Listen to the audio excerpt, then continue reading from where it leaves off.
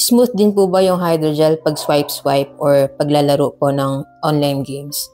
Okay, so ang tinatanong niya is itong hydrogel screen protector na in-install natin sa ating Infinix Hot 60 Pro Plus. Yan. Kaya naman ito yung napili ko kasi curved yung screen niya. Yan. Kasi di ba pagka tempered glass tas curved yung screen, usually umaangat talaga siya sa gilid and then madudumihan or magkakabubble. So, aalis na ulit natin and papalitan. Ito kasing hydrogel, subok ko na rin to dun sa isa kong curved screen na phone, yung S23 Ultra ko. And matagal ko na siyang ginagamit. So, ito na rin yung napili kong gamitin for Infinix Hot 60 Pro Plus na curved din yung screen. And then aside from that, super responsive din kasi nito sa in-display fingerprint scanning.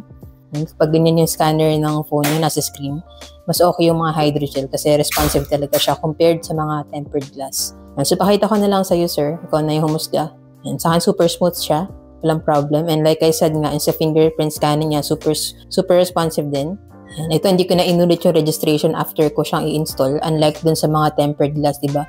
Pag in-install mo, kailangan mo ulitin kasi pag nalagyan siya ng tempered glass, di na siya gagana. So, ulitin na naman natin. Ito, hindi.